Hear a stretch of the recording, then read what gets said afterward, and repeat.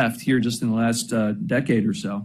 In fact, my earliest memory of heritage research was some research by Robert Rector on the lives of the poor using survey data to figure out if government statistics on poverty really matched what people's lives were really like.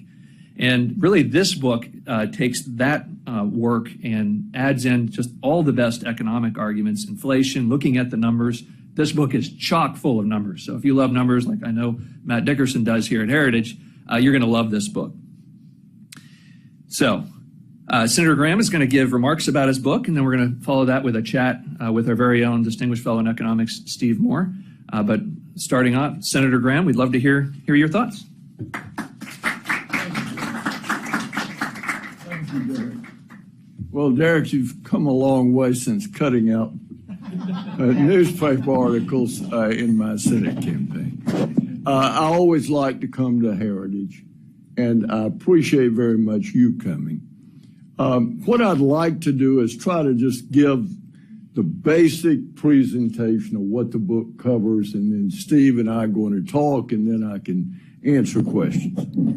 For about 30 years, there have been real questions raised by economists as to whether our basic income number that is calculated by the Census Bureau really reflects the world we live in. And it really started with a series of studies that looked at what low-income Americans were consuming and the assets they owned, and really raised the question, does this really match up with census numbers as to what the income of the bottom 20% of American earners is? In recent years, the census number has come into increasing conflict with other government statistics. And there are two clear-cut examples. One, every year, the Census Bureau gives us data on household income that is broken up into 5 different quintiles of income earners, the bottom 20% up to the top 20%. Every year, the Bureau of Labor Statistics gives us data on consumption expenditures of the same 5 quintiles. For the last decade, the bottom quintile of American earners have consumed roughly twice what their income was by the Census Bureau. From 1947 to 1967, the poverty rate in America fell dramatically. And in 1967, we ramped up funding for the war on poverty. And during that war on poverty, expenditures on means-tested programs and other transfer payments going to the bottom 20% of income earners has grown from $9,700 per year in 1967 to $45,400 a year in 2017. And yet, during that period, the poverty rate is simply oscillated between 14% and 11%, depending on the state of the economy. Well, how is it possible to give the average family in the bottom 20% earners $45,400 a year, and yet the poverty rate remains unchanged? Well, as it turned out, there's only one way it can happen, and that is you don't count the transfer payment. So what we do in this book is we go back to the source of our measure of household income, and we look at the assumptions census made when it started this time series in 1947. And what we basically show in the book is that the Census Bureau, in a decision in 47 and a series of decisions since, has chosen to count only 1/3 of all transfer payments as income to the people who have received the transfer. The Census Bureau counts only 0.9 trillion of 2.8 trillion of transfer payments as income to the people who receive the transfer. The Census Bureau takes no account of taxes. So in total, if you look at taxes and uncounted transfer payments, the Census Bureau does not count 40% of the gross domestic product of the United States in its measure of household income. Now, that's a pretty astounding thing. Now, why does this matter? Because the household income figure is the building block of income growth measures, poverty measures, income inequality measures. And so what we find is that when you count all transfer, and let me go over what they don't count just to give you an idea. They don't count refundable tax credits where the Treasury sends you a check because they don't take taxes into account. They don't count food stamps where you get a debit card that you buy groceries with. They don't count Medicaid where the government pays for your health care. They don't count over 100 other government programs at the federal, state, and local level where government simply pays bills.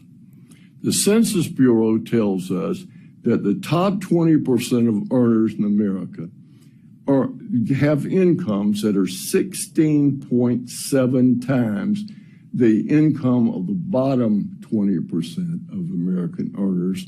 We show that the ratio is not 16.7, but 4 to 1.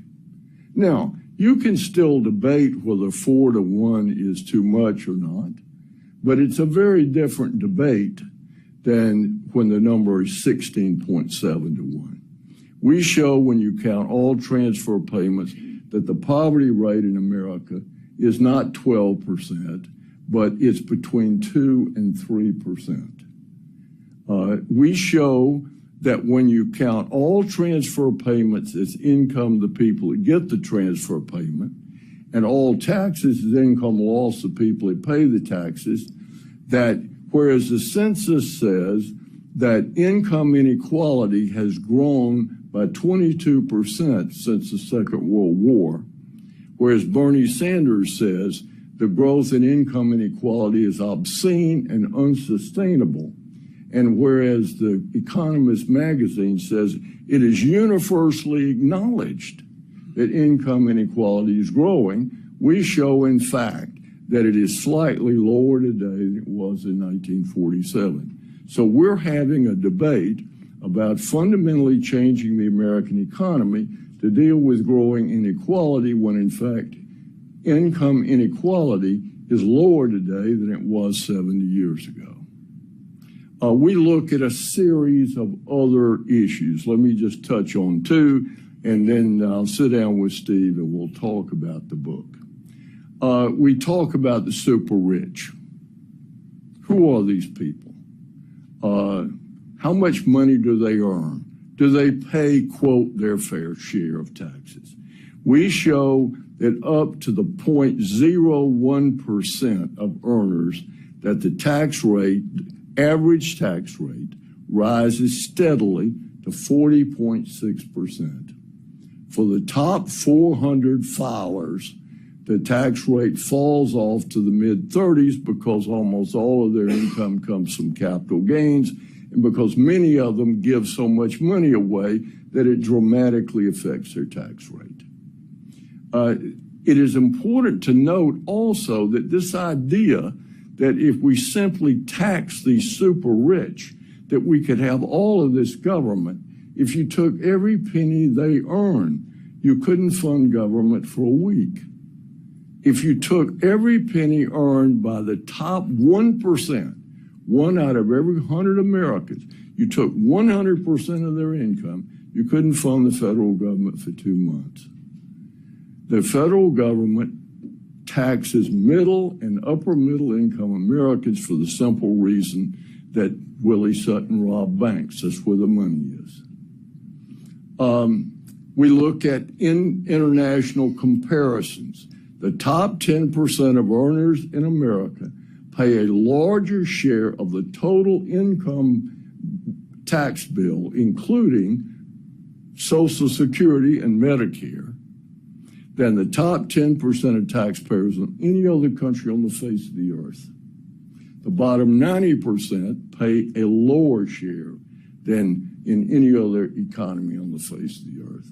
And finally, we look at who these people are, what do they do? And the bottom line is almost all of our discussion of inequality goes back to Plato in writing about a city-state where the quantity of wealth was primarily determined by the ownership of land and where the whole competition for income was a zero-sum game. But we don't live in a zero-sum world. You can think whatever you want to think of Bill Gates, but he didn't take his money away from anybody. He created wealth. He only owns 7% of Microsoft.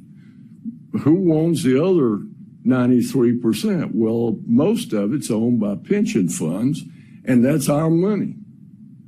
So this idea the rich get richer and the poor get poorer, the truth is the rich get richer and everybody else gets richer. If we had more rich people, we would be better off. That's a hard lesson for the left to learn, but it's true. You can think whatever you want to of Elon Musk, but every penny he's got, he made. And again, he provided goods and services. I don't particularly want some of the goods and services, but nevertheless, the people that buy them want them, and that's what we call economic freedom. We also look at opportunity. The left wants to make income inequality a measure of the fairness of America, but America never promised equality of outcome in the competition of life. That whole view is alien to the American ethos. What America promised, in the words of Abraham Lincoln, is a fair chance in an open way to use your enterprise and your intellect. But it never guaranteed equality of outcome. In fact, the American founders clearly viewed the world the way Will Durant has viewed it. Liberty and equality are sworn and eternal enemies, and where one lives, the other dies. And America has always chosen freedom rather than equality. But the question then is, what kind of mobility do we have? Final point.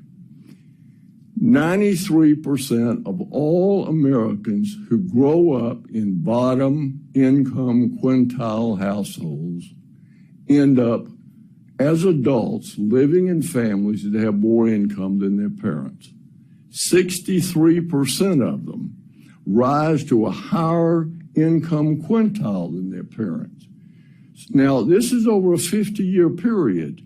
So you need to understand that during that 50 years, because of the explosion in transfer payments, the number of prime work age persons in the bottom quintile who actually work fell by about 50%. So once you drop out of the labor market, you basically stunt your economic opportunity.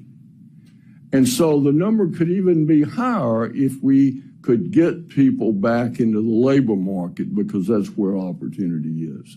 So the American dream is alive and well. Don't be put off by the graphs and charts. There's nothing complicated about the book.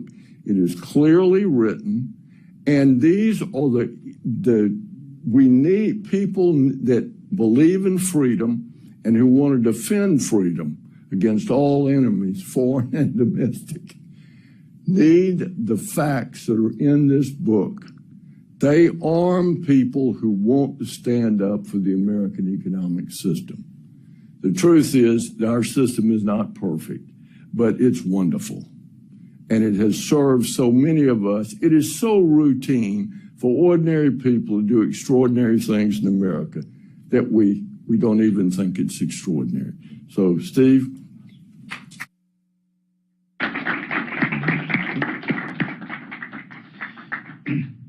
Well, thank you, Senator. Thank you for writing this book, and it's an incredibly important set of facts and a thesis. And so thank you for doing this. I hope that this gets in universities and in schools so that people can learn the truth. So if I may, I'm going to start with the hardest question of all for you. And it's something you and I have talked about previously, which is, tomorrow, for example, I have to go on Fox News, as I do every Friday morning, and debate Austin Goolsbee. And Austin's a liberal, Democrat. Oh, he's not, far left, but, now, what he would say if he was here, so I'm going to play Austin Goolsbee. All right, please. He'd say, see? I know Austin. He'd say, see, what Bill Graham is proving is that we can tax the rich, and pass out all of these welfare benefits to people, as we've been doing for the last 50 years, and we can reduce income inequality. So he would say, this is a good thing. Bill Graham is proving that the welfare state works.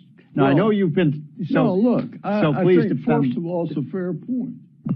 There's no doubt about the fact that you can raise the income of bottom-level earners by redistributing wealth. Mm-hmm. But I think it's important to remember that when Lyndon Johnson set out to declare war on poverty, his objective was not to redistribute wealth. His objective was to empower poor people to use their talent and their God-given ability to advance themselves and their family. And I think the right response to Austin Goolsbee is to basically point out that when all of these massive new transfers started in 1967, that 68% of prime work-age people in the bottom quintile worked. Mm-hmm. Today, that number is 36%. Wow.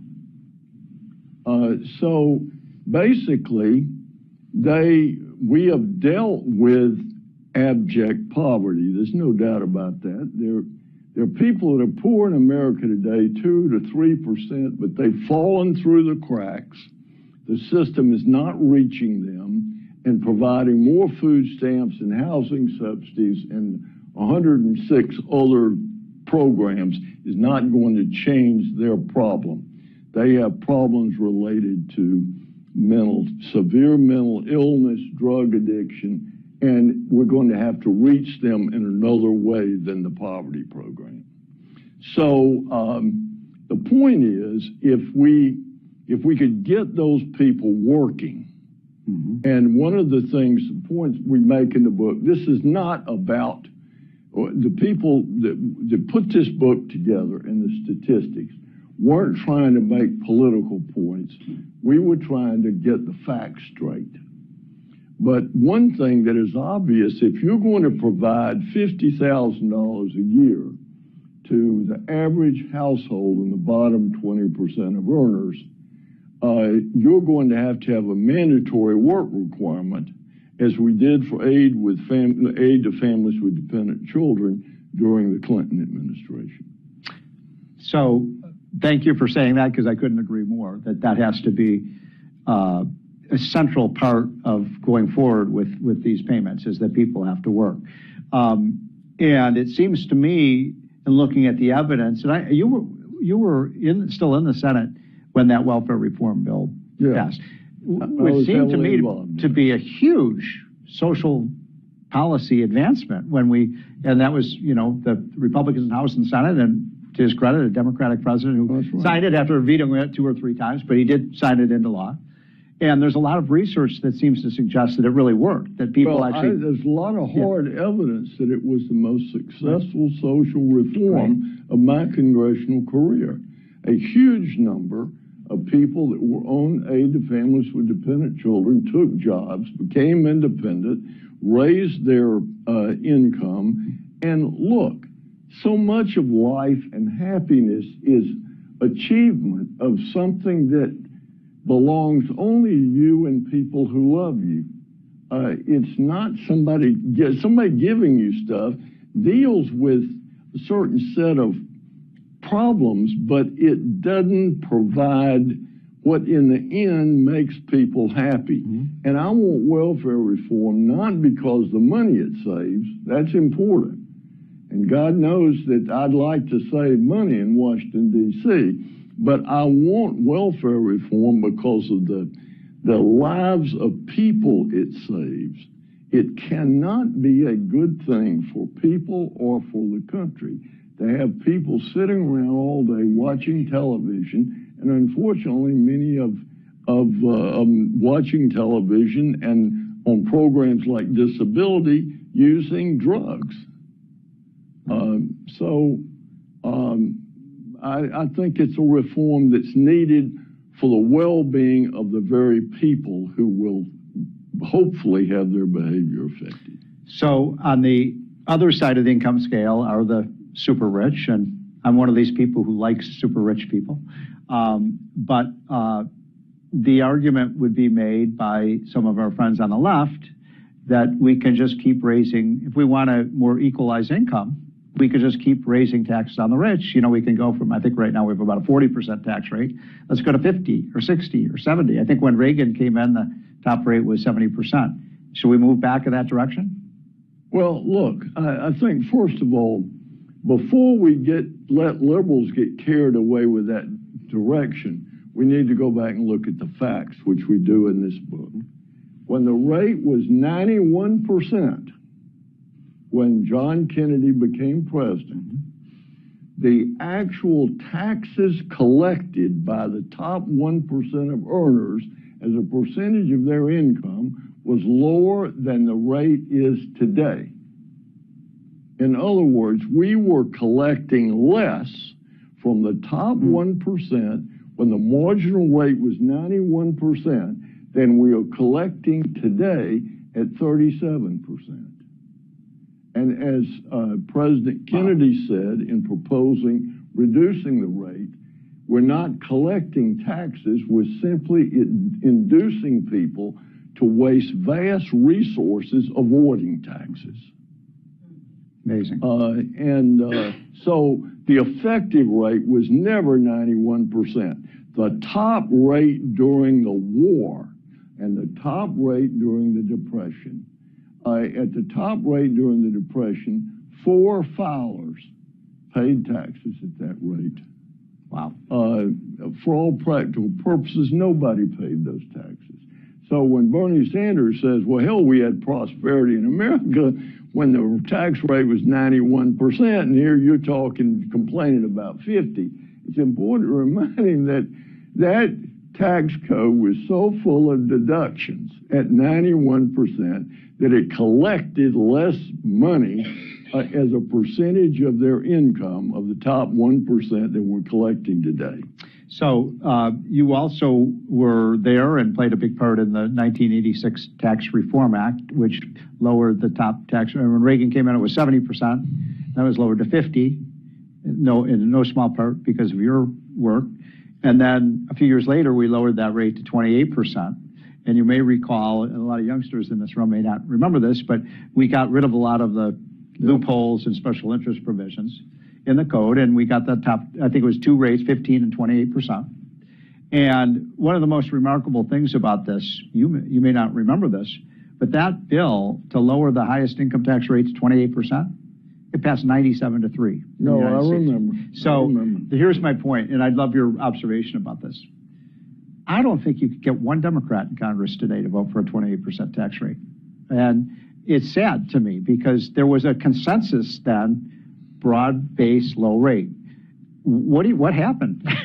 Well, I think the objective then, remarkably, was to have a more efficient tax system. We have a very inefficient tax system.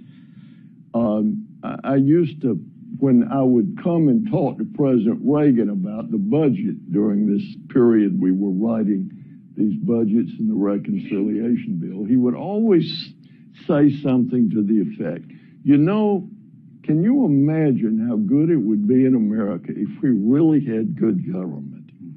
Even after our program was adopted, there was still so much more we could do. And what we did in 1986 is we didn't lower taxes. We simply took all the underbrush out of the tax code and lowered marginal rates. Right. And as a result, within 2 years, we were collecting more revenues than we were at the 50% tax rate. And all of these deductions and credits distort the flow of capital, lower productivity, and hurt the country. So if I could snap my fingers and eliminate every deduction, credit, period, and lower the rate in a commensurate way, I don't snap my fingers very well, but I would do it. One of the people who voted for a 28% tax rate back then was Joe Biden. That's right. I was there. What happened? I mean, in other words, if you look at what he's done in the last 22 months, in all these bills they've passed, all they've done is exactly the opposite. They're adding, tax credits for windmills and solar panels and burst fund and this and that and the other thing. And so we're now narrowing the tax base and we're raising rates. And would you agree that's the wrong thing to do? Well,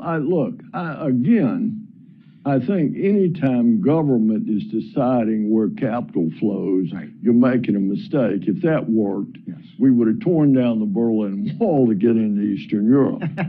And China would be booming today.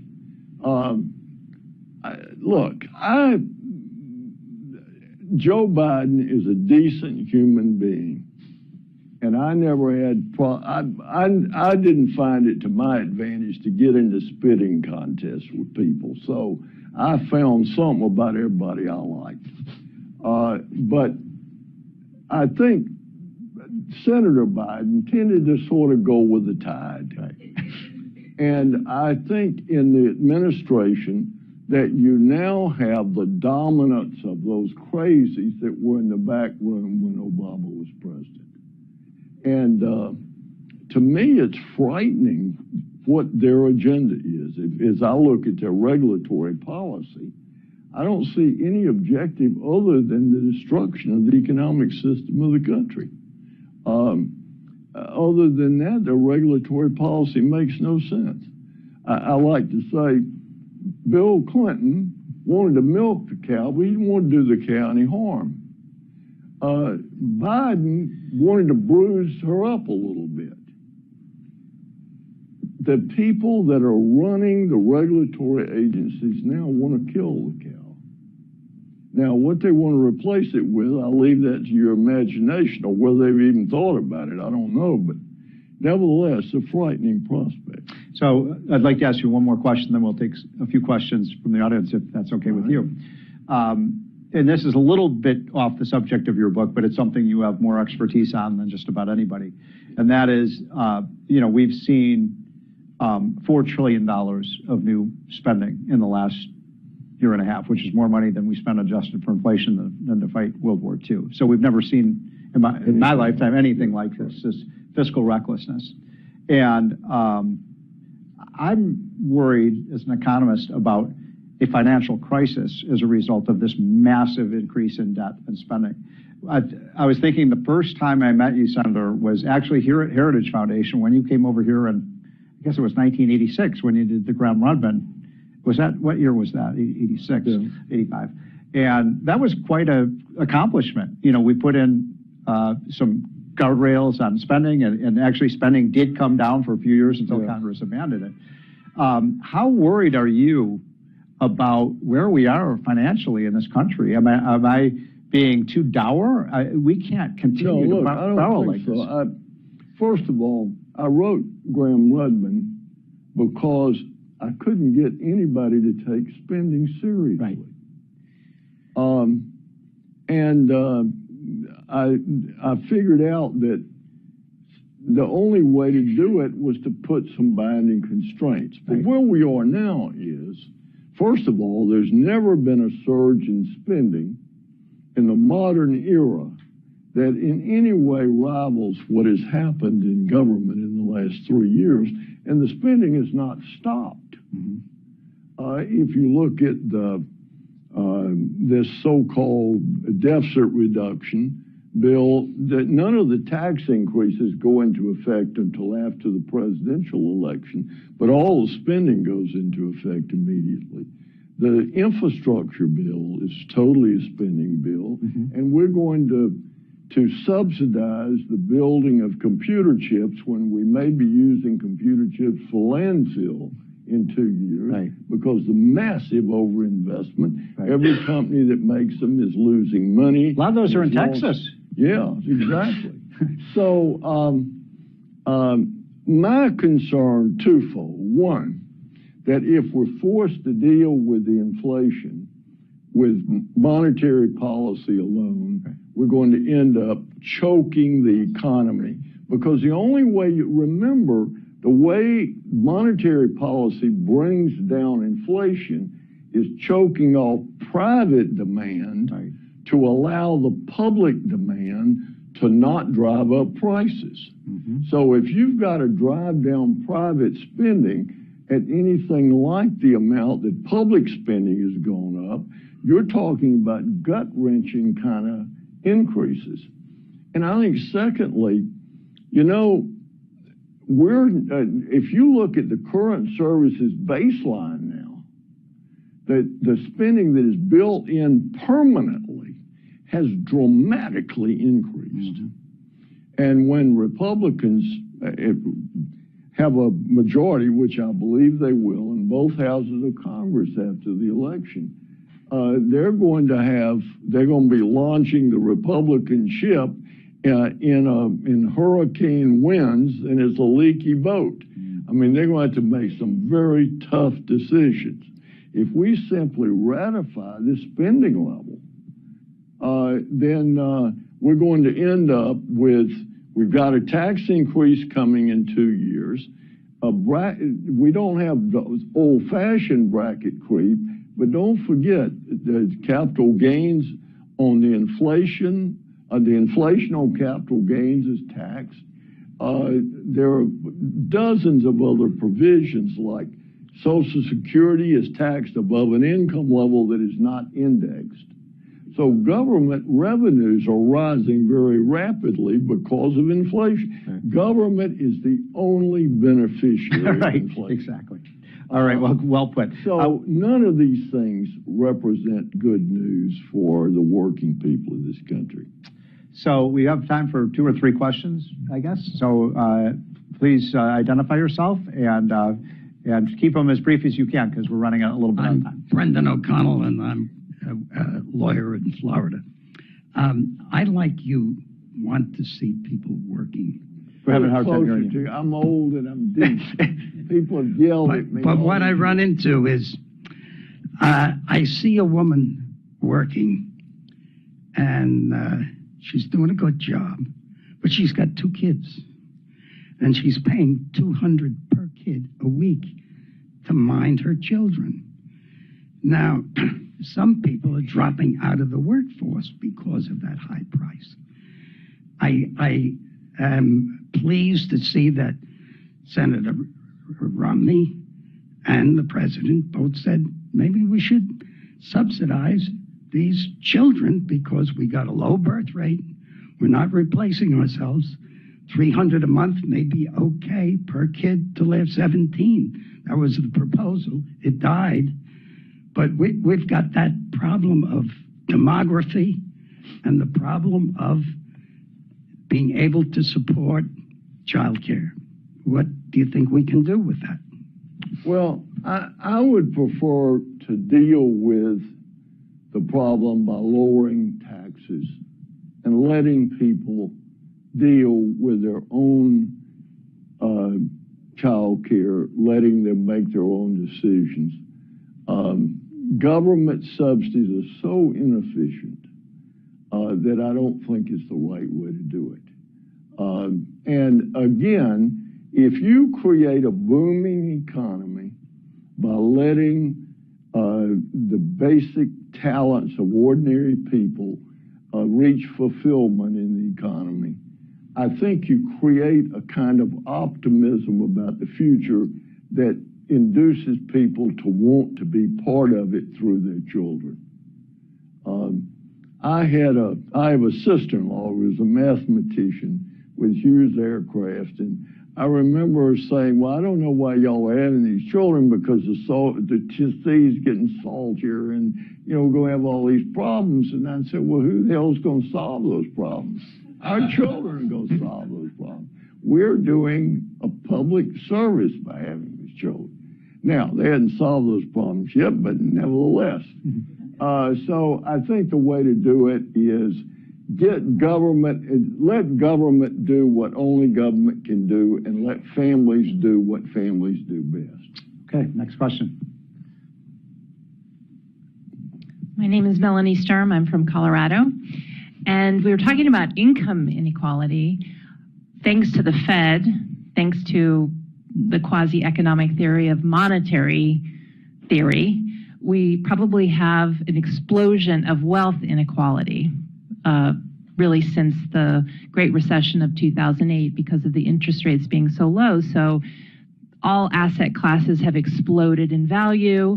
People who don't have assets, just little bank accounts, have earned virtually nothing. So we have a great distance between those who are poor and those who are wealthy. And sort of to push back on something you said, Steve, you like the wealthy, but they're the very people, the coastal elites, who are funding a lot of the legislation and the bad policies that are causing the problems that we have in the economy. So how would you address that? Yeah, well, first of all, I would make a few points. 75 million Americans have investment in equity markets. Most of corporate America belongs to pension funds, annuities, life insurance policies. And so the run-up in equity markets has benefited 75 million American households. Secondly, I think in measuring wealth inequality, you got to take some account of the wealth that people have in government benefits. I mean, if a pension fund I have is valuable to me, it may go down in value tomorrow, but if you've got Social Security benefits coming, the odds are you're going to get those, and the odds are probably higher that I'm going to get the benefit of my pension fund. So how valuable is my Medicare benefit? I only do Part A, so it's not very valuable, but that's a decision I've made. So I think when you take all those factors into account, it's a very different story. I mean, you see all these statistics out there about this, these people own 50% of the wealth. But look, it's not taking into account any of the things that I've talked about. Why did we use income rather than wealth? Because there are no good measures of wealth. And most long-term projections like Piketty and others use, they use income as a way of estimating wealth. And so they're highly correlated. And so we just stuck with what we could measure. So look, would it be better if more people were better off? Yes. But the point is that the way to make them better off is not with more government transfer payments. It's with a stronger, more vibrant economy, I would argue. And, you know, the world is not totally fair. If you get a choice, be born brilliant and beautiful and rich. But being born ordinary and plain and poor is not a disqualification in America. People that are ordinary and plain and poor or grow up that way succeed in America every day and do so at extraordinary rates. Senator, you're just saying that's because you're so beautiful, right? No, no. I think we have one more question over here. Okay, we'll two more. We got to make these quick, though. Yeah, sure. It is quick. Bill Walters in College Park. Steve sent around a note yesterday telling us that Washington, D.C. is awash in homeless. Do those people figure in your statistics? Yeah, look, they're the 2 to 3% that you see in Washington, you see in Austin, you see in San Francisco, and these are people that they haven't applied for food stamps, they haven't applied for rent subsidies, they have fallen through the cracks. Many of them have significant mental problems, and they're not being reached by these programs. And if we want to deal with them, we cannot do it by simply spending more money on these general programs. We have got to have some old-fashioned programs where somebody goes out and figures out what their problem is and tries to help them. All right. Well, we have reached our time limit. Let this lady. All right. Well, sorry. Go ahead. I'm Barbara Bowie. Follow up on your leaky boat analogy. Because it isn't just that there's some holes in the boat poked in there by people who made stupid policy decisions, but there's a lot of heavy stuff in the boat that has to do with their decisions to spend too much money. What can a new Congress do to get rid of that excess cargo that we need to get rid of? What Reagan did in 1981. Yeah. Cut spending. Look, we just had the government spend as much in 2 years as it normally spends in 3 years. There is money, the state and local government, the federal government, all wash in money. Yeah. We need to pull some of that money back. We need to reduce government spending. And look, Republican priorities, we want to increase defense. We would like to make the tax cuts permanent. They're going to expire the last day of 2025. We're not going to be able to do any of those things if we cannot bring spending under control. Look what happened in Britain. You know, people want to say, well, the prime minister in Britain tried to do what Reagan tried to do. She didn't. Reagan had a dramatic budget program to reduce spending, and everybody, because of the way the story is told, remember that Reagan cut taxes, but they don't remember that Reagan cut spending. As a percentage of GDP, government was 1% smaller the day Ronald Reagan left Washington than the day he came. Non-defense spending was 1.5% as a percentage of GDP lower.